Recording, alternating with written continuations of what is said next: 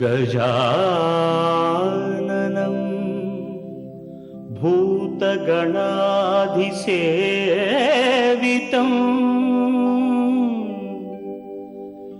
कपित्थजम्बू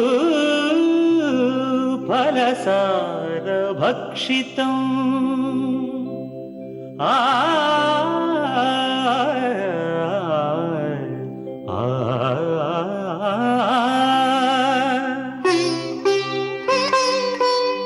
उमासुतं शोकविनाशकारणं नमामि विघ्नेश्वर पादपङ्कजम्।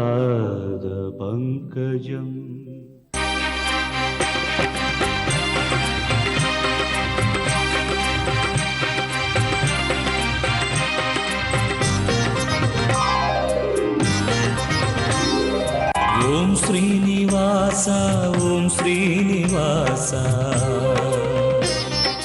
ओम श्रीनिवास ओम श्रीनिवास நாள்தோறும் உன்னை நான் பாட வேண்டும்,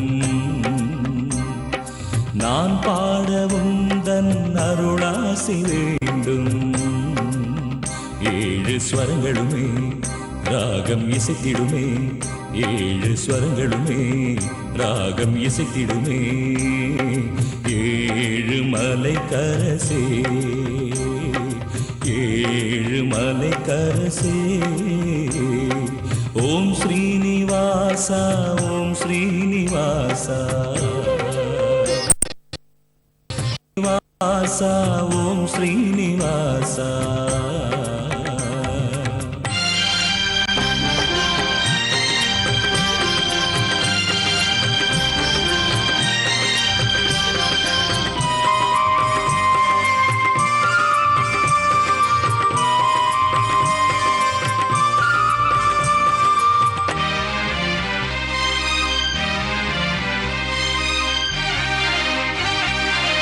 திருவேங்கடம் வருவேனே, உந்தன் திருப்பாதமே பணிவேனே. திருவேங்கடம் வருவேனே, உந்தன் திருப்பாதமே பணிவேனே. மலர்மே விடும் அலர்மே மங்கை மணவாளனே ஜெகநாதனே. மலர்மே விடும் அலர்மேல் மங்கை மணவாளனே ஜெகநாதனே. அழகான மலைவாசனே. ஓம் ஸ்ரீனிவாசா ஓம் ஸ்ரீனிவாசா ஓம் ஸ்ரீனிவாசா ஓம் ஸ்ரீனிவாசா.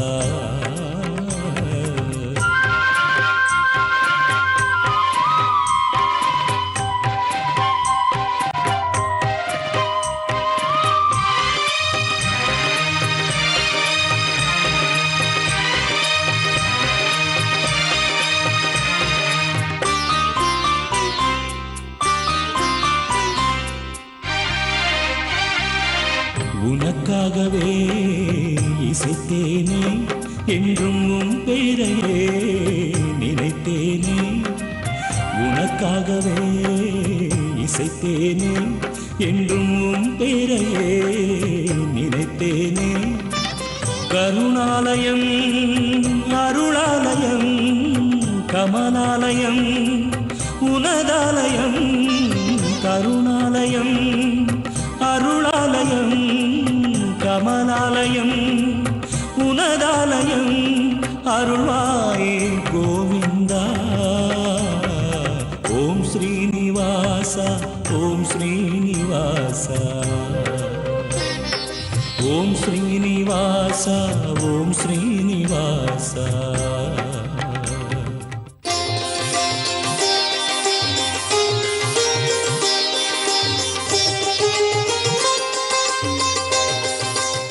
வணக்கம். வெள்ளிக்கிழமை பிப்ரவரி மாதம் 22ஆம் தேதி, நந்தன வருஷம் மாசி மாதம் 10ஆம் தேதி. இன்றைய நட்சத்திரம் புனர்பூசம், திதி வளர்பிறை, துவாதசி. யோகம் சித்த யோகம். மாலை 4:32 வரையிலே விருச்சிக ராசிக்கு சந்திராஷ்டமம் இருக்கிறது. இன்று மாலை 4:32க்கு தனுசு ராசிக்கு சந்திராஷ்டமம் ஆரம்பமாகிறது. இன்றைய விசேஷம், இது ஒரு சுப முகூர்த்த நாள். வெள்ளிக்கிழமை, வளர்பிறையிலே வருகின்ற துவாதசி திதி, புனர்பூச நட்சத்திரம். புனர்பூச நட்சத்திரத்திலே ராமபிரானை வழிபட வேண்டும், சுந்தரகாண்டம் படிக்க வேண்டும். புனர்பூச நட்சத்திரத்தன்று ஆஞ்சநேயரை பலம் வர வேண்டும். இந்த நாள் பெருமாள் வழிபாட்டிற்கு உகந்த ஒரு நாள், முக்கியமான நாள். புனர்பூசத்திற்கு புனர்பூசம், ராமர் பட்டாபிஷேக படத்தை வைத்து ராம அஷ்டோத்திரம் சொல்லி அர்ச்சனை செய்தோ அல்லது சுந்தரகாண்டம் படித்தோ ராமபிரானை வழிபட்டு அனுமனை வழிபட்டால் இழந்தவை அனைத்தும் திரும்ப கிடைக்கும் என்று சொல்வார்கள். அதைத்தான் புனகா வசுகு என்று சொல்லப்பட்டிருக்கிறது. எப்படி ராமர் அனைத்தையும் இழந்தார், மீண்டும் அனைத்தையும் பெற்றாரோ அதை போல நாம் இழந்ததையெல்லாம் மீண்டும் பெற முடியும் என்று சொல்வார்கள்.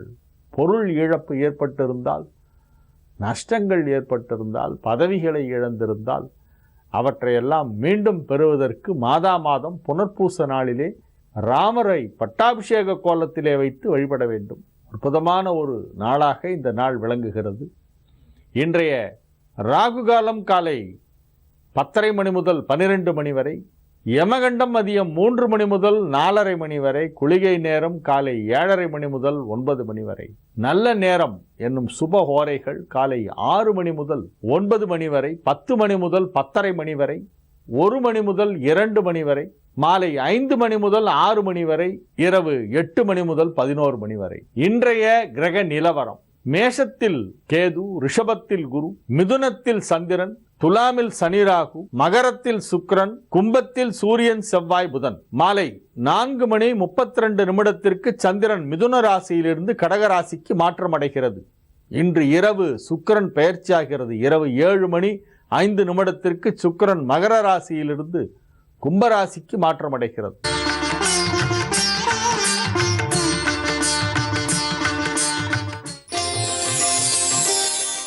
மேஷ ராசிக்கு இது ஒரு மகிழ்ச்சியான நாள். மாலை 4:32 வரையிலே ராசிக்கு 3ஆம் இடத்தில் இருக்கும் சந்திரன் பிறகு 4ஆம் இடம் வந்து அங்கே ஆட்சி பலம் பெறுகிறது, ஸ்வட்சேத்திரமாகிறது. புனர்பூசம் 4ஆம் பாதம் 4:32 PM ஆரம்பமாகிறது. ஆகவே நாள் முழுவதும் மேஷ ராசிக்கு நன்மைகள் நடைபெறக்கூடிய ஒரு அற்புதமான ஒரு நாள். மிகச்சிறந்த நன்மைகள் எல்லாம் நடைபெறுகின்ற ஒரு நாளாக இந்த நாள் விளங்கும். செல்வ செழிப்பு மேலோங்கி நிற்கின்ற ஒரு நாள். இல்லாமை இல்லாமல் போகும் என்று சொல்லலாம். கடன் தொல்லை ஏதேனும் இருந்தால் அவற்றை எல்லாம் முற்றிலுமாக அடைத்து விடுவீர்கள். தொழில் வளர்ச்சி வெகு சிறப்பாக இருக்கும். தொழிலை விரிவுபடுத்தக்கூடிய வாய்ப்பு மிகவும் பிரகாசமாக இருக்கிறது. ரிஷப ராசிக்கு இது ஒரு நன்மைகள் நடைபெறும் நல்ல நாளாக விளங்குகிறது. ராசிக்கு 2ஆம் இடத்திலும் 3ஆம் இடத்திலும் சந்திரன் உலவுகின்ற ஒரு நாள் என்பதால் நன்மைகள் அதிக அளவிலே நடைபெறும் எனலாம். இன்று இரவு சுக்கிரன் பெயர்ச்சியாகி மகரத்திலிருந்து கும்பத்திற்கு வருகிறது. அதாவது உங்கள் ராசிக்கு அதிபதியான சுக்கிரன் ராசிக்கு 9ஆம் இடத்திலே இப்பொழுது இருக்கிறது. அது 10ஆம் இடத்திற்கு நகர்கிறது. அந்த மாற்றமும் உங்களுக்கு சில நன்மையை செய்யும். இன்றைய நாளிலே 2 கிரக மாற்றங்கள் நிகழ்கின்றன. ஒன்று, சந்திரன் 2ஆம் இடத்திலிருந்து மாலை 4:32 3ஆம் இடம் வருகிறது. மற்றொரு மாற்றம், ராசி அதிபதியான சுக்கிரன் இரவு 7:05 9ஆம் இடத்திலிருந்து 10ஆம் இடம் வருகிறது. இவ்விரண்டு மாற்றங்களுமே உங்களுக்கு நன்மை செய்யக்கூடியவை. ஆகவே இந்நாளிலே உங்களுக்கு மிகப்பெரிய நன்மைகள் நடைபெறும். கிரக மாற்றங்கள் வாழ்க்கையிலே சில மாற்றத்தை ஏற்படும். மிதுன ராசிக்கு இது ஒரு அற்புதமான நன்மைகள் நடைபெறும் நல்ல நாளாக விளங்குகின்றது. ராசியில் சந்திரன் மாலை 4:32 வரையிலே, அதன் பிறகு 2ஆம் இடம் சென்று சந்திரன் ஆட்சி பலம் பெறுகிறது. தனஸ்தானமாகிய 2ஆம் இடத்திலே சந்திரனுக்கு ஆட்சி பலம் கிடைக்கிறது. ஆகவே உங்களுடைய தனம், பொருளாதாரம் வெகு சிறப்பாக இருக்கும். உங்களுடைய ஃபினான்ஷியல் பொசிஷன் ரொம்ப கம்ஃபர்டபுளாக இருக்கக்கூடிய ஒரு நாள் என்று இந்த நாளை சொல்லலாம். அதிக அளவிலே நீங்கள் தொழில் வளர்ச்சி காண்பீர்கள்.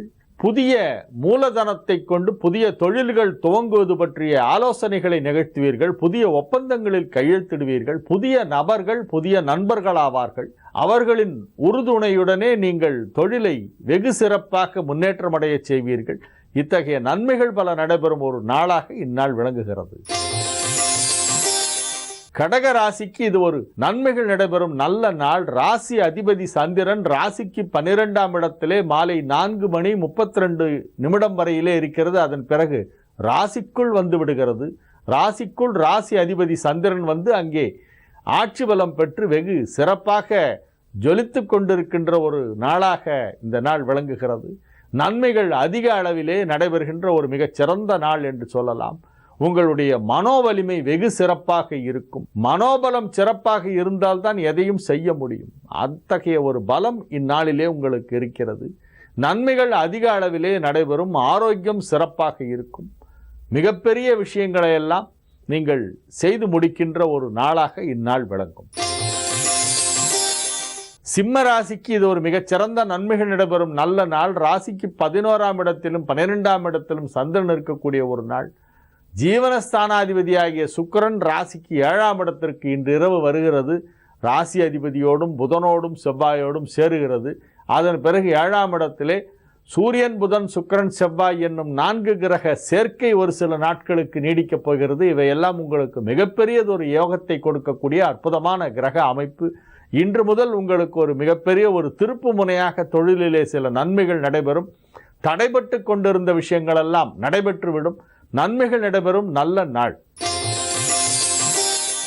கன்னி ராசிக்கு இது ஒரு மிகச்சிறந்த நன்மைகள் நடைபெறும் நல்ல நாள். தொழில் வளர்ச்சி அற்புதமாக இருக்கும். பொருளாதார நிலையிலே நல்ல முன்னேற்றம் ஏற்படும். திருமண வயதிலே இருப்பவர்களுக்கு திருமண வாய்ப்பு கைகூடி வரும். திருமண பேச்சுவார்த்தை வெற்றிகரமாக நடந்து முடியும். ஒரு சில விஷயங்களிலே நீங்கள் சற்று முயற்சி செய்ய வேண்டும். முயற்சி செய்தால்தான் அது நடக்கும். சில பேர் கேட்பாங்க, எனக்கு வரன் வந்து தானே வருமா இல்லை நான் தேடிட்டு போடுமா அப்படின்னு. அது எப்படி தானே எப்படி வரும்? நான் ஒரு தடவை தமாஷா கூட சொன்னேன், எனக்கு தெரிஞ்சு தானே புயல் ஒன்று தான் தானே வரும், பாக்கியெல்லாம் நம்ம முயற்சி பண்ணால் தான் வரும் அப்படின்னு. நம்ம முயற்சி செய்யணும். எப்போவுமே வந்து உனக்கு நல்ல நேரம் அப்படின்னு ஜோசியர் சொல்லிட்டாருங்கிறதுக்காக வேண்டி கம்முன்னு உட்காந்து தான் நல்ல நேரம் ஒன்றும் வேலை செய்யாது. நம்மளுடைய உழைப்பு, நம்மளுடைய முயற்சி, இறைவனின் அருள் 3 சேரும்போது தான் வெற்றி. ஆகவே உழைப்பு முயற்சி இருந்து கொண்டே இருக்க வேண்டும். எப்பெல்லாம் இறைவனுடைய அருள் நமக்கு வந்து கூடுகிறதோ, கிரகத்துடைய பலம் எப்பொழுது கூடுகிறதோ அப்பொழுது வெற்றி கிடைத்து விடும். ஆகவே தொடர்ந்து முயற்சி செய்து கொண்டே இருக்க வேண்டும். இதைத்தான் வள்ளுவர் தெய்வத்தால் ஆகாதெனும் முயற்சி தன் மெய்வருந்த கூலி தரும் என்று அழகாக ஒரு குறளிலே சொல்லி இருக்கிறார். இந்த நாளிலே நீங்கள் முயற்சி செய்தால் வெற்றி கிடைப்பது நிச்சயம். துலா ராசிக்கு இது ஒரு மிகச்சிறந்த நாளாக விளங்குகிறது. ராசிக்கு 9ஆம் இடத்திலும் 10ஆம் இடத்திலும் சந்திரன் உலவுகின்ற ஒரு நாளாக இந்நாள் இருக்கிறது. 9ஆம் இடத்திலிருந்து மாலை 4:32 சந்திரன் 10ஆம் இடம் வந்து அங்கே ஆட்சி பலம் பெறுகிறது. ஜீவன ஸ்தானாதிபதி வலுப்பெறுவதால் உங்களுடைய தொழில் வளர்ச்சி வெகு சிறப்பாக இருக்கும்.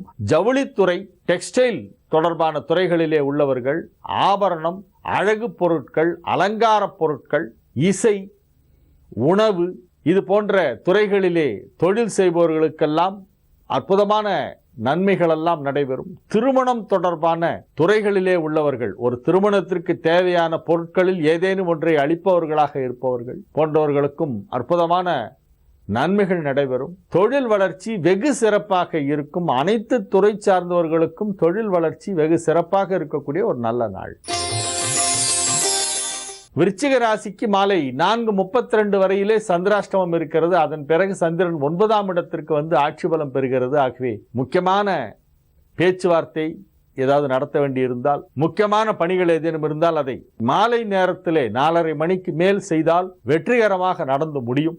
இன்றைய தினத்தின் பிற்பகுதி உங்களுக்கு சிறப்பாக இருக்கிறது. இன்று மாலை நல்ல தகவல் உங்களுக்கு வரும். நன்மைகள் நடைபெறக்கூடிய ஒரு நல்ல நாளாக இந்நாளின் 2ஆம் பகுதி இருக்கிறது. முதற் பகுதியிலே சந்திராஷ்டமம் இருக்கிறது. காலை முதல் மாலை 4:32 வரையிலே நீங்கள் புதிய முயற்சிகளில் இறங்க வேண்டாம். உங்களது கடமைகளை மட்டும் செய்து வாருங்கள். மாலை நேரத்திற்கு பிறகு புதிய முயற்சிகளில் இறங்குவது, தொழில் தொடர்பான பேச்சுவார்த்தைகள் நடத்துவது போன்றவை செய்யலாம். தனுசு ராசிக்கு இந்நாளின் முற்பகுதி வெகு சிறப்பாக இருக்கிறது. அதாவது மாலை 4:32 வரையிலே உங்கள் ராசிக்கு சாதகமான நிலையிலே சந்திரன் இருக்கிறது. ஆகவே ஏதேனும் முக்கியமான பணிகள் இருந்தால் அவற்றையெல்லாம் மாலை 4:30 மணிக்கு முன்பாக செய்து விடுங்கள். காலை நேரம், மதிய நேரமெல்லாம் உங்களுக்கு மிகவும் சாதகமான ஒரு கிரக நிலவரம் இருக்கிறது. அதிலே உங்களது முக்கியமான வேலைகளை எல்லாம் முடித்து கொள்ளவும், அதன் பிறகு மாலை 4:32க்கு சந்திராஷ்டமம் ஆரம்பமாகிறது. 4:32 PM சந்திராஷ்டமம் ஆரம்பம். அதன் பிறகு அடுத்து வரக்கூடிய 2 நாட்களுக்கு சந்திராஷ்டமம் முழுமையாக இருக்கிறது. சனி ஞாயிறு ஆகிய 2 தினங்களும் சந்திராஷ்டம நாட்கள். வெள்ளிக்கிழமை சாயந்தரம் 4:30 மணிக்கு ஆரம்பிச்சு சனிக்கிழமை ஞாயிற்றுக்கிழமை ஃபுல்லாக இருக்குது. ஞாயிற்றுக்கிழமை லேட் நைட்டு 2 மணிக்கு மேலே தான் சந்திராஷ்டமம் முடியுது. ஆகவே நீங்கள் இன்றைய நாளின் முற்பகுதியிலே உங்களது முக்கியமான பணிகளை செய்யலாம். அதன் பிறகு புதிய முயற்சிகளில் இறங்குவதை தவிர்க்க வேண்டும். நன்மைகள் நடைபெறுகின்ற ஒரு நல்ல நாளாக இந்நாளின் முற்பகுதி விளங்கும். மகர ராசிக்கு இது ஒரு மிகச்சிறந்த நன்மைகள் நடைபெறும் நல்ல நாள். ராசிக்கு 7ஆம் இடத்திற்கு சந்திரன் மாலையிலே வருகிறது. 6ஆம் இடத்தில் இருக்கும் சந்திரன் 7ஆம் இடத்திற்கு வருகிறது. ஆகவே நன்மைகள் அதிக அளவிலே நடைபெறக்கூடிய ஒரு நல்ல நாளாக இந்த நாள் விளங்கும். புதிய நண்பர்கள் கிடைப்பார்கள். தொழிலை விரிவுபடுத்துவீர்கள். தொழில் தேக்கம் பெற்றிருந்தால் இப்பொழுது அது மீண்டும் செயல்பட துவங்கிவிடும். தொய்வு நிலை, தேக்க நிலை போன்றவையெல்லாம் மாறி விறுவிறுப்பாக தொழில் நடைபெறக்கூடிய ஒரு நல்ல நேரம் இப்பொழுது நடைபெற்று கொண்டிருக்கிறது. அதற்கு உற்ற துணையாக உங்களது நண்பர்கள் இருப்பார்கள். பொருளுதவி செய்வதற்கு சிலர் முன்வருவார்கள். அனைத்து விதமான நன்மைகளும் நடைபெற்று தொழிலை விறுவிறுப்பாக செயல்பட செய்வீர்கள். குடும்பத்திலே மகிழ்ச்சியான நிகழ்ச்சிகளெல்லாம் நடைபெறும். கல்வி பயிலும் மாணவ மாணவியருக்கு கல்வி முன்னேற்றம் வெகு சிறப்பாக இருக்கும். 2ஆம் இடமாகிய வாக்குஸ்தானத்திலே இருக்கும் புதன் சூரியன் சேர்க்கை காரணமாக கல்வியிலே முன்னணியிலே நிற்கக்கூடிய வாய்ப்பு இந்த ராசி மாணவ மாணவியருக்கு உருவாகிறது. கும்பராசிக்கு இது ஒரு மிகச்சிறந்த நன்மைகள் நடைபெறும் நல்ல நாள். ராசிக்கு 5ஆம் இடத்தில் இருக்கும் சந்திரன் மாலை 4:32க்கு 6ஆம் இடம் வந்து விடுகிறது. ராசிக்கு 12ஆம் இடத்திலே இருக்கும் சந்திரன் இரவு 7 மணிக்கு ராசிக்குள் வந்து விடுகிறது. இவ்விரண்டு மாற்றங்களுமே உங்களுக்கு ஒரு அற்புதமான நன்மை செய்யக்கூடியவை. சூரியன், புதன், செவ்வாய், சுக்கிரன் ஆகிய 4 கிரகங்களின் சேர்க்கை உங்கள் ராசியில் ஏற்படுகிறது இன்று இரவிலிருந்து. இந்த கிரக கூட்டு சேர்க்கை இருக்கிறதே, அது மிகப்பெரிய ஒரு யோகமான ஒரு கிரக சேர்க்கை. கும்பராசியை பொறுத்தவரை இப்பொழுது ஒரு பொற்காலம் நடைபெற்று கொண்டிருக்கிறது. இது நற்காலம் மட்டுமல்ல, பொற்காலமும் கூட. அனைத்து கிரகங்களுமே சாதகமான நிலையிலே இருக்கின்ற ஒரு மிகச்சிறந்த ஒரு நேரம். ஆகவே இது போன்ற நல்ல நேரம் வரும்பொழுது எதை அடைய விரும்புகிறோமோ அதற்கான முயற்சியில் இறங்க வேண்டும். முயற்சி செய்தால் நிச்சயமாக இப்பொழுது எதுவும் வெற்றியாகும். நல்ல நாளாக இந்த நாள் விளங்குகிறது. இந்நாளிலே நீங்கள் இறை வழிபாட்டிலே சற்று கவனம் செலுத்துங்கள். இன்றைய தினம் புனர்பூச நட்சத்திரம். ராமபிரானை வழிபட வேண்டும். ராம பட்டாபிஷேகம் படம் வச்சு ராமபிரானை பூஜை பண்ண வேண்டிய ஒரு நாளாக இந்த நாள் விளங்குகிறது. சுந்தரகாண்டத்தில் ஒரு சர்க்கமாவது இன்னைக்கு படிக்கணும். படித்தா ரொம்ப நல்லது. ஜென்மமும் மரணமும் இன்றி தேயுமே, இம்மையே ராமாவென்றும் இம்மையே ராமாவென்னும் 2 எழுத்தினால் ஜென்மமும் மரணமும் இன்றி போகுமாம். அப்படி ஒரு விசேஷமானது அந்த ராம தாரக மந்திரத்தை ஜபிக்க வேண்டிய ஒரு நாள். நன்மைகள் அனைத்தும் உங்களை வந்தடைகின்ற ஒரு நல்ல நாளாக இந்நாள் விளங்கும்.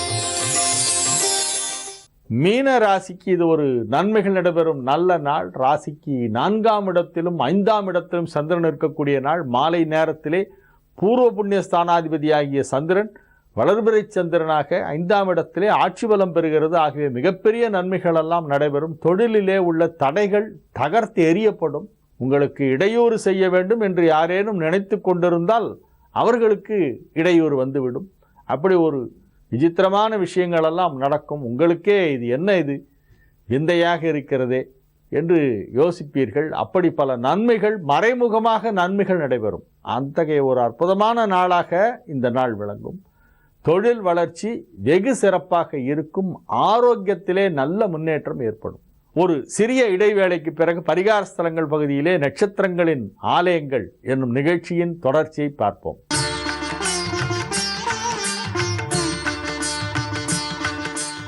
நாளைய விசேஷங்கள்.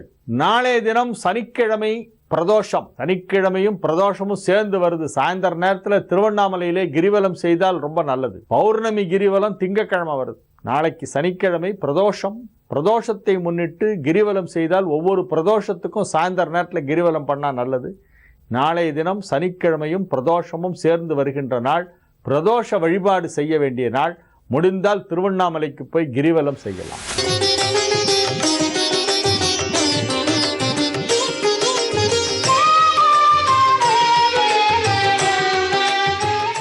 பரிகார ஸ்தலங்கள் பகுதியிலே நாம் நட்சத்திரங்களின் ஆலயங்கள் என்னும் நிகழ்ச்சியின் தொடர்ச்சியை பார்த்து கொண்டிருக்கிறோம். இப்பொழுது பூரட்டாதி நட்சத்திரத்தை பற்றிய தகவல்கள் எல்லாம் சொல்லி வருகிறேன். பூரட்டாதி நட்சத்திரத்திலே வாசக்கால் நடுவது, கிணறு தோண்டுவது, பூமியை அகழ்ந்து பள்ளம் எடுப்பது, மரம் செடி நடுவது, மரம் வளர்வதற்காக செடியை நடுகிறோம் அல்லவா, அதெல்லாம் பூரட்டாதி நட்சத்திரத்திலே செய்வார்கள். ஒரு சில விஷயங்களுக்கு பூரட்டாதி நட்சத்திரம் உகந்ததாக இருக்கும். குருவின் நட்சத்திரங்களில் 3வது நட்சத்திரமாக வருகிறது. புனர்பூசம், விசாகம், பூரட்டாதி இந்த 3 நட்சத்திரத்தில் பிறந்தவர்களுக்கு ஆரம்ப தசை குரு தசை. குரு அருள் இவர்களிடம் நிரம்பி இருக்கும்.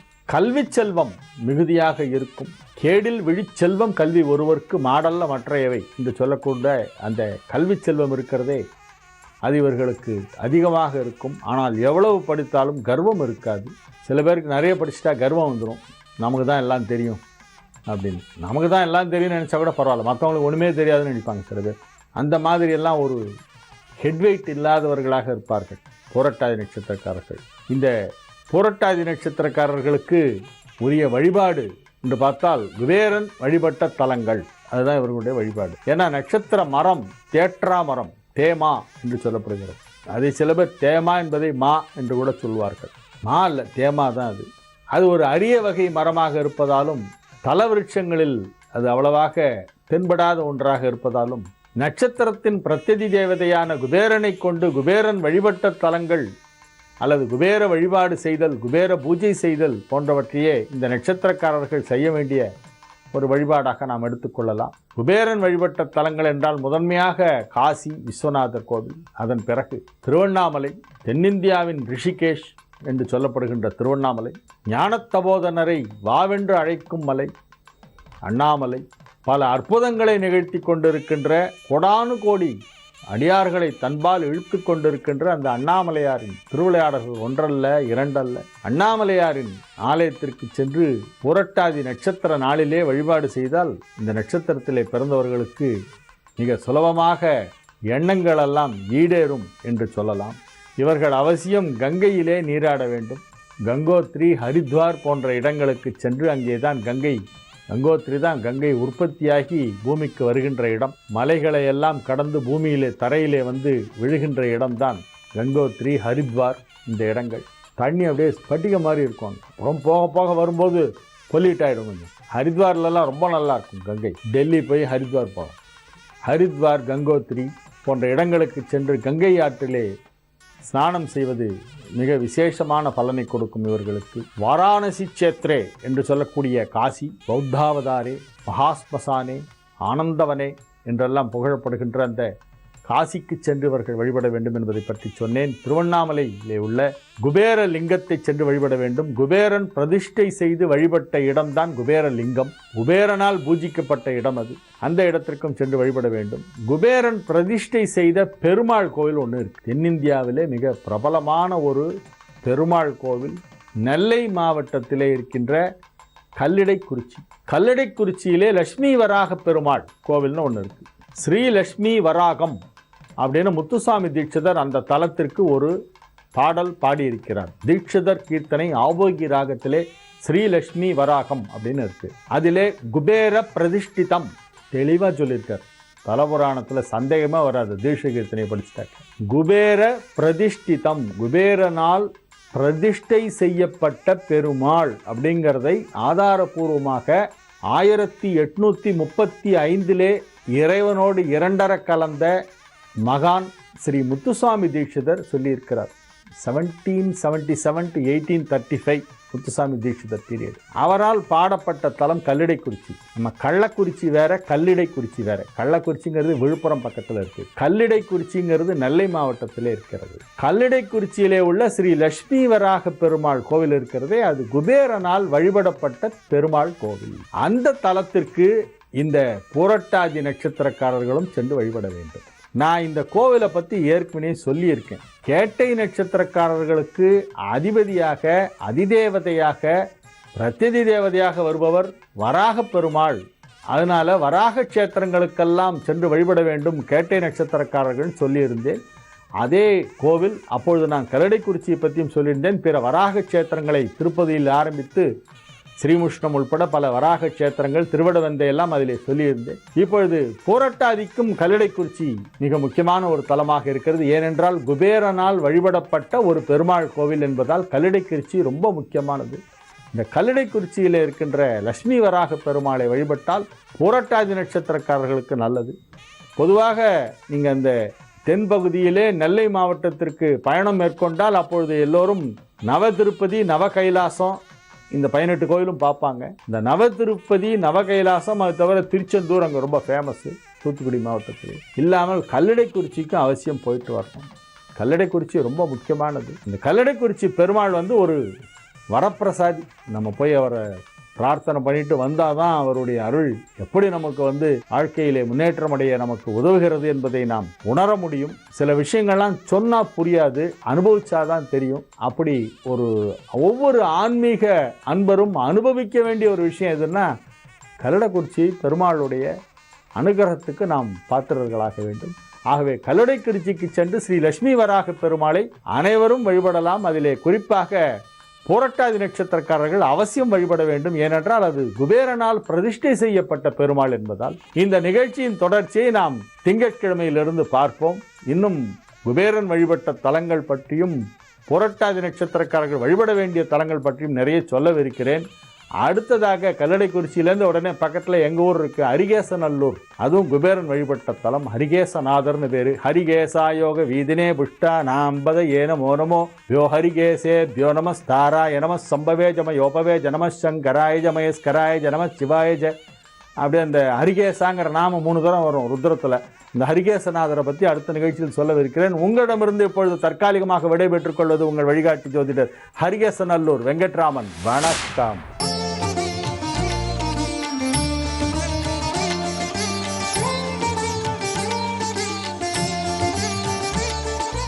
யோக பட்டேன பத்தாங்கம் திரிநேத்திரம் சாந்த விக்கிரகம் தியாயே சமஸ்த தோஷக்னம் வாதாத்மஜ மகள் மஷம் அஸ்மத் குருபியோ நமக விகனச மகா குருவே நமக அனுமன் சுவாமிகள் ஆசிகளுடன். இப்போ பிரச்சனையை சொல்லி உங்களுக்கு அதுக்கு பரிகார மந்திரத்தை சொல்கிறோம். அதுக்கப்புறம் இந்த மந்திரத்தை பண்ணால் என்ன பிரச்சனை வராமல் இருக்கணும்னு சொல்கிறோம். வாழ்க்கையில் கர்ம வினையை பொறுத்து பிரச்சனைகள் வராமல் இருக்கிறதுக்கு வாய்ப்பே இல்லை. எப்படி ஒவ்வொரு மனிதர்களுக்கும் பசி தூக்கம் ரெண்டுமே முக்கியமோ, எப்படி பசியும் தூக்கமும் ஒட்டி பிறந்திருக்கோ அந்த மாதிரி பிரச்சனையும் மனிதர்களை ஒட்டி தான் பிறந்திருக்கு, வளர்ந்துருக்கு, நடந்துட்டுருக்கு. பிரச்சனைகள் இல்லாத மனிதர்களை நம்ம பார்க்கவே முடியாது. ஏன்னா மனிதர்களும் பிரச்சனையும் நிழல் மாதிரி. மனிதர்களோட நிழல் எப்படி மனிதர்களை விட்டு நம்மோட நிழல் எப்படி விலகாமல் இருக்கோ அந்த மாதிரி பிரச்சனைகள் என்பது நம்மை விட்டு விலகிறதில்லை. இது சமூகம் சார்ந்து தனிப்பட்ட பிரச்சனைகளாகவும் நம்ம பார்க்குறோம். இந்த மாதிரி பிரச்சனைகளை சந்திக்கக்கூடியவர்களுக்கு மன அழுத்தம் அதிகமாகும். இங்கிலீஷில் டிப்ரெஷன் சொல்கிறீங்க. மன அழுத்தம், பயம், தளர்ச்சி இதை பார்க்குறோம். இந்த மாதிரி இருக்கவா இப்போ சொல்ல போகிற மந்திரத்தை ஜபிக்கலாம். அப்புறம் ஜாதகத்தில் சந்திரன் பலகீனமாக இருந்தாலும் இல்லை இப்போ அது சந்திரன் சம்மந்தப்பட்ட பிரச்சனைகள் நீங்கள் சந்தித்தாலும், இப்போ நீங்கள் ஜோதிடர்கிட்ட போவீங்க, அவர் ஒன்று சொல்வார். இல்லை நாங்களே எங்ககிட்டயே ஜோதிடம் பார்க்க வந்தீங்கன்னா நாங்கள் ஒன்று சொல்லுவோம், இன்னொரு ஜோதிடர் இன்னொன்று சொல்வார். அப்போ எது பிரச்சனைக்கு காரணம், சந்திரனா, சூரியனா, ராகுவா, கேதுவா, எது, இப்படி ஒரு குழப்பம் இருக்கும். அதெல்லாம் விட்டுட்டோம். பிரச்சனைக்குரிய மந்திரங்கள் எதுவோ, பிரச்சனைகளை தீர்க்கக்கூடிய மந்திரம் எதுவோ அதை ஜபிங்க, உங்களுக்கு பலன் நிச்சயம். அப்போ சாதாரணமாக பார்த்தீங்கன்னா சகோதரிகளோட சண்டை, அதே மாதிரி பெண்களால் கலகம்.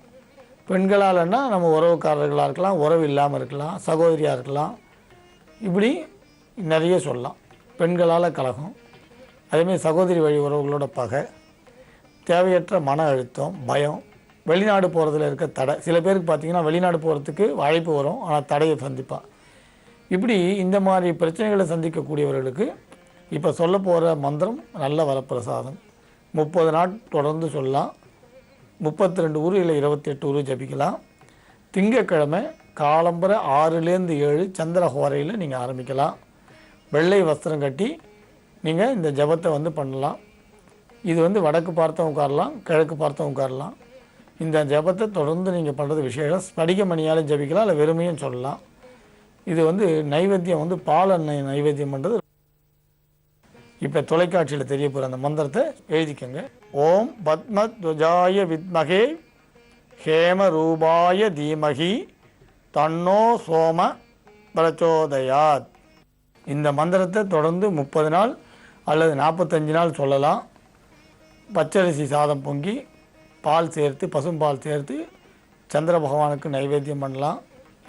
இதை ஆரம்பிக்கிற அன்றைக்கி நைவேத்தியம், முடிக்கிற அன்றைக்கி நைவேத்தியம் பண்ணலாம். இது வளர்பிறை திங்கக்கிழமையாக பார்த்து ஆரம்பிக்கலாம். அப்படி முடியல, வீட்டில் வழிபாடு பண்ண கஷ்டமாக இருந்தால் நவகிரகத்தில் சந்திர பகவானுக்கு பால் அன்னம் நைவேத்தியம் பண்ணி அர்ச்சனை பண்ணி வழிபாடு பண்ணி ஆரம்பிக்கலாம். தொடர்ந்து நீங்கள் 30 நாள் ஜபித்தால் பலன் உண்டு. அப்போ வெளிநாட்டு பயணம் தடை விலகிறது, குடும்பத்தில் சகோதர வழியில் ஏற்பட்ட பிரச்சனைகள் மன வருத்தங்கள் தீரும், பகை விலகும், சந்தோஷம் பெருகும். இன்னொரு விஷயம், மன பயம் உள்ளவர்கள், தேவையற்ற பீதி உள்ளவர்கள், டிப்ரெஷன் இருக்கிறவங்களுக்கு இந்த மந்திரம் நல்ல பலன் தரக்கூடியது. மன அழுத்தம் துல்லியமாக விலகும், தெளிவான சிந்தனை உண்டாகும். அதேமாதிரி மூச்சு சம்பந்தப்பட்ட பிரச்சனை, அதேமாதிரி அலர்ஜி, குளிர்ச்சியான பொருளால் தொல்லை இருக்கிறவங்களும் இந்த மந்திரத்தை ஜபிக்கலாம்.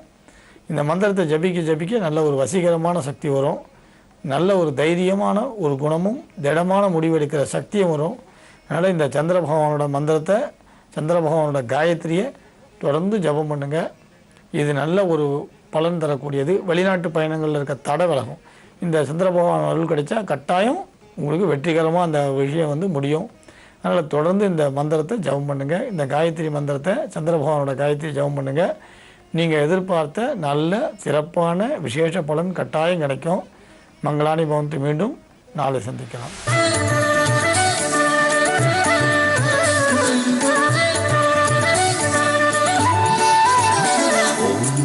जय जय शक्ति ओम श्री जय जय जय शक्ति ओम जय जय जय शक्ति ओम श्री जय जय जय शक्ति जय जय दिनं पाडि पणिंदो जय जय दिनं पाडि पणिंदो जगमेंगुम मैदेका ओम श्री जय जय जय शक्ति ओम जय जय जय शक्ति ओम श्री जय जय जय शक्ति ओम जय जय जय शक्ति ओम श्री जय जय जय शक्ति जय जय दिनं पाडि पणिंदो जय जय दिनं पाडि पणिंदो जगमेंगुम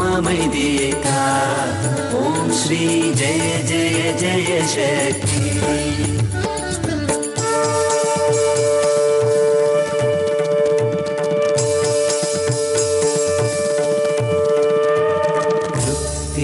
இன்பமும் வாழ்வில் துலங்க தேவையெல்லாம் அடைய அம்மம்மா தேவையெல்லாம் அடைய தேயும் இன்பமும் வாழ்வில் துலங்க தேவையெல்லாம் அடைய அம்மம்மா தேவையெல்லாம் அடைய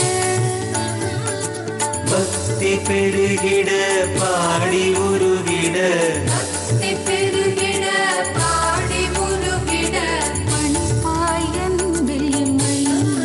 ஓம் ஸ்ரீ ஜெய ஜெய ஜெய சக்தி இரண்டுகள் போக மூன்றுகள் அகல ஈஸ்வரி வரமருள்வார் அம்மம்மா ஈஸ்வரி வரமருள்வா இரண்டுகள் போக மூன்றுகள் அகல ஈஸ்வரி வரமருள்வா அம்மம்மா ஈஸ்வரி வரமருள்வா கரம் குவித்தோம் இனி காலை விடோமடி கரம் குவித்தோம் இனி காலை விடோமடி கருணையுடன் நடிப்பாய் ஓம் ஸ்ரீ ஜெய ஜெய ஜெய சக்தி ஓம் ஜெய ஜெய ஜெய சக்தி ஓம் ஸ்ரீ ஜெய ஜெய ஜெய சக்தி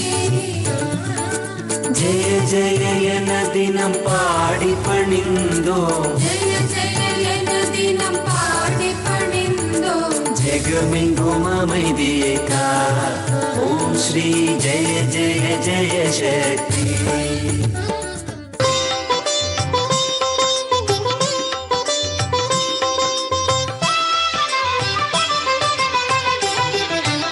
ஓம் ரீம் காம் சித்தி விநாயக சித்தி விநாயக சித்தி விநாயக நமோஸ்துதே. ஓம் ரீம் காம் சித்தி விநாயகாய மம சர்வாபிஷ்ட காரியா அனுகூல சீக்கிரம் சித்திகராய சித்திம் குரு குரு ரக்ஷய ரக்ஷய மகாகணபதையே நமஹ. ஓம் அசாத்திய சாதக சுவாமின் அசாத்தியம் தவ கிம்பத ராம தூத கிருபா சிந்தோ மத் காரியம் சாதய பிரபு. அன்பு ஜி தமிழ் தொலைக்காட்சி உள்ளங்களுக்கு அடியேன் மாஸ்டர் ஸ்ரீதரின் அன்பு கலந்த பணிவு கலந்த பக்தி கலந்த வணக்கங்கள். எத் பாவம் தத் பவத்தின்னு சொல்கிறீங்களே, நிறைய ஃபோன்கள் நண்பர்கள்லாம் கேட்டது. எதையே நீங்கள் பார்க்குறீங்களோ, அதான் எதை எப்படி பார்க்குறீங்களோ அதுவாக நீங்கள் மாறுறீங்கன்னு சொல்கிறீங்களே, அது எப்படி சார் கொஞ்சம் விளக்கமாக சொல்லுங்கன்னு நண்பர்கள் ஃபோன் பண்ணி கேட்டபோது எனக்கு சந்தோஷமாக இருந்தது. இந்த எத்பாவம் தத் பவதி போய் அவங்களுக்கு சேர்ந்ததேங்கிறது. அதே சமயத்தில் உங்களுக்கு ஒரு சின்ன கதையாக சொல்லணும்னாங்க, கதையில் அது ஒரு கருத்து சொல்கிறதுக்காக உதாரணம். பாரத போர் நடந்தபோது உங்களுக்கு தெரியும், பாரத போருக்கு ஆயத்தமாகும் போது கிருஷ்ணன் யார் பக்கம் போய் சேரு. கிருஷ்ணன் பெரிய ஒரு மகாராஜா, அவருக்கு எக்கச்சக்கமான படைகள் இருக்குது. கிருஷ்ணன் யார் பக்கம் இருக்க போகிறாரு அப்படின்னு 2 பேருக்கு சந்தேகம் வந்தது. ஒன்று வந்து தர்மாதிகள், அதாவது தர்மாதிகள்னால் பஞ்சபாண்டவர்கள், இன்னொரு துரியாதனன் குரூப், அந்த குரூப்பு. ஸோ கௌரவர்கள், இவங்க பஞ்சபாண்டவர்கள், அவங்க கௌரவர்கள் 2 பேருக்கும் கிருஷ்ணன் யார் பக்கம் இருக்க போகிறார் அப்படிங்கும்போது 2 போய் அது என்னங்க பெரிய விஷயம், கிருஷ்ணனை போய் பார்த்துருவோம், கிருஷ்ணனையை கேட்டுருவோம் அப்படிங்கும்போது இங்கேருந்து ஒருத்தர் போகிறாரு, அங்கேருந்து ஒருத்தர் வராரு. அதாவது பஞ்சபாண்டருந்து ஒருத்தர் போகிறாங்க, கௌரவருந்து ஒருத்தர் வராங்க. யார் வராங்க? இங்கேருந்து அர்ஜுனன் போகிறார். தருமன் போகிறதா இருந்தது. ஆனால் தருமன் சொன்னார், இது தர்மமான காரியமே இல்லை. கிருஷ்ணன் யார் மனசில் தோணுதோ, யாருக்கு கிருஷ்ணன் நினைக்கணும் அவனை போட்டு நான் போய் கேட்க மாட்டேன்னு தருமன் போகலையா. அப்போது அர்ஜுனன் அனுப்புறாங்க, நீ போ அர்ஜுனா, நீ தானே கிருஷ்ணனுக்கு ரொம்ப ஃப்ரெண்டு, நீ போன்னு அர்ஜுனன் அனுப்புகிறாங்க. அப்போது அர்ஜுனன் போகிறார், அந்த பக்கம் துரியோதனன் போகிறார். இதெல்லாம் தத்துவங்கள் தான், தத்துவத்தை எடுத்துக்கணுமே தவிர யார் போனால் எப்படி போனாலும் அதை வந்து நம்ம ஜாஸ்தி விமர்சனம் பண்ண வேண்டிய அவசியம் கிடையாது, சிந்திக்க வேண்டிய அவசியம் கிடையாது. தத்துவத்தை மட்டும் புரிஞ்சுக்கணும். என்னென்னா பகவான் என்ன கேட்குறான் அப்படிங்கிறதுக்காக, பலன் என்ன கிடைச்சதுன்னு புரிஞ்சுக்கிறதுக்காக அர்ஜுனனும் போகிறாரு, துரியோதனனும் போகிறாரு, கிருஷ்ணன் படுத்துட்டு இருக்காரு. 2 பேரும் போகும்போது எந்த பக்கம் யார் இருக்கிறதுங்கும் போது சரி எனக்கு துரியோதனன் நினைக்கிறது, சரி முதல்ல கண்ணை திறந்த உடனே அவர் தலை பக்கம் நிற்போம், கண்ணை திறந்து நாம தான் முதல்ல கண்ணை கிடைப்போம், உடனே நம்ம கேட்டுருவோம் அப்படின்னு துரியோதனன். எப்போவுமே துரியோதனனுக்கு அது 2மே 2 குணங்கள். அதாவது துரியோதன ஒரு குணம், குணத்தத்துவம், அர்ஜுன குணம், இந்த அர்ஜுன குணத்தத்துவம் 2மே வந்து கேரக்டர்ஸ் தான். அப்போ போய் நிற்கும் போது கரெக்டாக கண்ணை திறந்து பார்க்கும்போது அப்படியே கண்ணை கிருஷ்ணன் திறக்கும் போது மாதத்தை தான் பார்க்குறாரு. பாதம் பக்கம் வந்து அர்ஜுனன் நிற்கிறாரு, தலை பக்கம் வந்து துரியோதனை நிற்கிறாரு. பார்த்தோன்னா வா துரியோதனா அப்படிங்கிறத பார்த்தா இதில் அர்ஜுனாவா அர்ஜுனான்னாரு. வந்த விஷயத்தை சொல்கிறாங்க, நான் ஷார்ட்டாக சொல்கிறேன். வந்த விஷயத்தை சொல்கிறாங்க, கிருஷ்ணா உலகத்தெல்லாம் எனக்கு ரொம்ப பிரமாதமாக பலம் பொருந்தி படைகள்லாம் வச்சுருக்கேன், உலகத்திலேயே உன் படை ரொம்ப விசேஷமான படைகள், இது நீ யார் பக்கம் இருக்க போகிறேன் நீங்கள் சொல்லுங்கப்பா, நீங்கள் யார் பக்கம் சொல்கிறீங்களோ அவன் இருக்கேன். இல்லை எங்கள் 2 பேருக்கும் நீ தான் சொல்லணும். அப்போ கிருஷ்ணன் யோசிக்கிறார், ஒன்று பண்ணு, நீ ஒரு ரவுண்டு போயிட்டு வா, அதாவது பெரிய உத்தமர்கள்லாம் இருக்காங்க, யாராவது ஒரு நல்லவனை போய் கேளு, அந்த நல்லவனை போய் சொல்லு, அப்போ கிருஷ்ணன் யார் பக்கம் இருக்கணும் அப்படின்னு அந்த நல்லவன் சொல்கிறானோ அவன் பக்கம் நான் நிற்கிறேன். எப்படி சொல்லுதான் சொல்லுங்க, அதாவது நீ அப்படியே தேடிட்டு போ, ஒரு நல்லவனை போய் பாரு, நல்லவன் காலில் விழுந்து அப்பா நாங்கள் பாரத போர் நடக்கும்போது கிருஷ்ணன் யார் பக்கம் இருக்கணும்னு சொல்லுப்பா அப்படின்னு அந்த நல்லவன் என்ன சொல்கிறானோ அதை எங்கிட்ட சொல்லு, நான் அப்படியே செய்கிறேன். சரி இப்போது 1 ஹவரில் வந்துடணும். 1 ஹவரா பத்தாது, சரி 2 ஹவர்ஸில் வாங்கன்னு அனுப்புகிறாரு. அவங்க ஊர் பூரா போகிறாங்க, 2 பக்கம் ஒருத்தன் இப்படி ஒருத்தன் அப்படி போகிறாங்க. போகும்போது எல்லாரையும் பார்த்து 2 பேர் வந்துடுறாங்க. பார்த்துட்டு திரும்பி வந்துடுறாங்க. என்னப்பா கேட்டிங்களா? துரியோதனன் கேட்குறாரு, என்னப்பா துரியோதனா கேட்டியா? கேட்டேன் கிருஷ்ணா, நீ என்ன சொன்னால் யாராவது ஒரு நல்லவனை பார்த்து கேளு, அந்த நல்லவன் சொல்லுவான்னு பார்த்தேன், ஒரு நல்லவன் எங்கேயும் கிடைக்கல, எல்லா பையனும் மோசமானாகலாம், எல்லாம் கெட்டவனாக இருக்கான், நல்லவனே இல்லைப்பா, எவனை போய் நான் கேட்குறது அப்படின்றான் துரியோதனன். சரி துரியோதனா, அர்ஜுனா நீனா? கிருஷ்ணா நீ யாராவது ஒரு நல்லவன் சொன்ன, எல்லாரும் நல்லவனாக இருக்காங்க, நான் யார் கால எல்லாமே நல்லவனாக இருக்காங்களே, நீ யாராவது ஒரு நல்லவன் சொன்னியே அப்படின்னு. அப்போது இவன் பார்வையில் எல்லாருமே நல்லவங்களாக தெரிஞ்சாங்க, அவன் பார்வையில் எல்லாருமே தீயவங்களாக தெரிஞ்சாங்க. அப்போது எத் பாவம் தத்பவித்திக்கிறது, என்ன நம்ம மனசில் நினச்சிக்கிறோமோ அப்படி தான் வந்து பிரதிபலிக்கணும். ஸோ நாம் என்ன நினைப்போம், நல்லதே நடக்கணும், பாசிட்டிவ் எனர்ஜியை எப்போவும் வாழ்க்கையில் தேக்கிக்கணும். சார் விடிய போகிறனால நல்லா இருக்கும் சார், இன்றைக்கி தான் சார் கஷ்டப்படுறோம், நாளைக்கு சுகப்படுவோம் சார் அப்படின்னு பாசிட்டிவ் எனர்ஜியை நம்ம தேக்கிக்கணும், நம்ம ஊக்கத்தில் ஏற்றிக்கணும். எப்படி வந்து நம்ம எக்ஸசைஸ் பலதெல்லாம் சொல்லியிருக்கோம் உங்களுக்கு, எக்ஸசைஸ் பண்ண நல்ல பலம் ஏறுதோ, நல்ல ஆகாரம் சாப்பிட புஷ்டி ஏறுதோ, அந்த மாதிரி அறிவுலையும் நம்ம வந்து நல்ல பாசிட்டிவ் எனர்ஜியே ஏற்றிக்கணும். அது துக்கத்தை நினைக்கக்கூடாதுனாங்க, துக்கத்தை மாத்திரம் பாடுறேன், படி மேலே படி ஏற உயர்றோம் இல்லையா, ஒரு படி ஏறுறோம், அடுத்த படி ஏறுறோம், அப்போ உயர்றோம் இல்லையா, ஐயோ படி ஏறவே நினைக்கூடாது, படி ஏறுறது உயரத்துக்கு தாங்க மாதிரி. ஒருத்தன் வந்து உங்களுக்கு தங்கம் இருக்குது பாருங்கள், தங்கத்தை வந்து நிறைய அடி வாங்க தான் அழகான ஆபரணங்கள் வரும். அதாவது நாம் எல்லாமே தங்கம் தான். இப்படி ஒரே தங்கத்தால் உருவாக்கப்பட்ட பல ஆபரணங்கள். ஸோ யாருக்கு யாருமே தாழ்வே கிடையாது. ஒரு தங்கம் தான். எந்த செயினாக இருக்குது, உங்களது மோதிரமாக இருக்குது, அவரது வாட்சாக இருக்குது, ஒட்டியானமாக இருக்குது, அவர் வந்து காலில் போடக்கூடிய, கழுத்தில் போடக்கூடிய, காதில் போடக்கூடிய ஒவ்வொரு ஆபரணமாக மாறுது. இப்போ ஒரே தங்கம் தான். இங்கே காதில் போடும்போது தோடுனாகுது, கையில் மோதிரமாகுது, கழுத்தில் செயின் ஆகுது. ஆக தங்கத்தால் பண்ணுது. அது மாதிரி கடவுள் எல்லாருலையும் இருக்கான். சில பேர் இப்படி இருக்கான், சில பேர் அப்படி இருக்கான். ஆக கடவுளுங்கிற தங்கம் யாரை விட்டு எங்கேயும் போகலை. அவன் சூப்பர் எப்பவுமே நமக்கு இருக்கும், அவன் உதவி என்றைக்குமே நமக்கு இருக்குங்கிறதுக்காக இது சொல்ல வரேன் பாருங்க. அப்போ கிருஷ்ணன் சொல்லும்போது கிருஷ்ணன் சொல்கிறார், சரிப்பா நான் உங்கள்கிட்ட படைகளை வந்து அவன் கேட்குறான். அவனுக்கு நான் யாருக்கு அவன் கிருஷ்ணா, எனக்கு உன் படைகள் தேவையில்லை, எனக்கு நீ தான் வேணுங்கிறான் அர்ஜுனன். எனக்கு படைகள் கொடுத்தா போதும் கிருஷ்ணா அப்படிங்கிறான் துரியோதனன். சரி, படைகள் எல்லாம் துரியோதனன் கொடுத்துட்டு கிருஷ்ணன் யார் பக்கம் வந்தான்? பஞ்சபாண்டவ பக்கம் வந்தார். அப்போது பஞ்சபாண்டவன் ஜெயித்தான். ஏன்னா இறைவன் நம்ம பக்கம் இருக்கும்போது நமக்கு படைகள் தேவையில்லைங்க. அப்போது இறைவனைத்தான் நம்ம வேண்டணும். இறைவா நீ என் கூட இரு. இறைவன் நம்ம கூட இருக்கும்போது, இறை சிந்தனை நம்ம கூட இருக்கும்போது, இறைவனுடைய பலம் நம்ம கூட இருக்கும்போது எதுவுமே தேவையில்லைங்க, மற்றெல்லாம் ஆட்டோமேட்டிக்காக வரும். அந்த மாதிரி எல்லாருக்கும் இப்போ நாமெல்லாம் அந்த ஜாதி தாங்க. ஒளிமயமான எதிர்காலத்தில் அப்படிப்பட்டது தான் நம்ம செஞ்சுக்கிட்டு இருக்கோம். அதாவது இறைவனை எப்போது வணங்குறதால, இறைவனை சிந்திக்கிறதால நாம் இறைவனாகவே மாறுறோம். இறைவன் நம்ம கூட இருக்காரு, தேவையானதை இறைவன் ஆட்டோமேட்டிக்காக கொடுப்பாருன்னு சொல்லிட்டு இன்றைக்கி நிகழ்ச்சியை முடிச்சுக்கிறேங்க. ஜெய் புவனேஸ்வர்.